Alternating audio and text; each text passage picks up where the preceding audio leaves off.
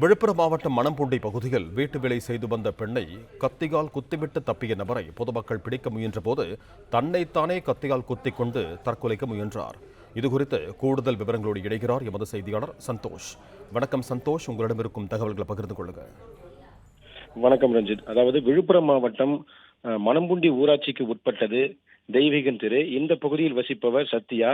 இவரது கணவர் இறந்துவிட தனது 3 வயது பெண் குழந்தையுடன் வசித்து வருகிறார். அதே பகுதியில் உள்ள நபர் ஒருவரின் வீட்டில் வீட்டு வேலை செய்து வருகிறார். இந்த நிலையில் இன்று காலை அவரை பின்தொடர்ந்து வந்த நபர் ஒருவர் சத்யாவை கழுத்து, இடது கை மற்றும் தோள்பட்டைகளில் கழுத்தை அறுத்து கொலை செய்துவிட்டு அங்கிருந்து தப்பித்து சென்றுள்ளார். அப்போது ஸ்கார்பியோ காரில் தப்பித்து சென்ற போது மணம்பூண்டி திருவண்ணாமலை சாலையில் அவரை பின்தொடர்ந்து பொதுமக்கள் அவரை பிடிப்பதற்காக சென்றுள்ளனர். பொதுமக்கள் வருவதைக் கண்ட அந்த நபர் காரை வேகமாக இயக்கி சாலையோரம் இருந்த மின்கம்பத்தில் மோதி விபத்துக்குள்ளானார். இந்த நிலையில் அவரை பொதுமக்கள் வெளியில் எடுத்து வர முற்பட்ட போது சத்யாவை கொலை செய்த கத்தியால் தானும் வயிற்று பகுதியில் குத்திக் கொண்டு தற்கொலைக்கு முயன்றுள்ளார்.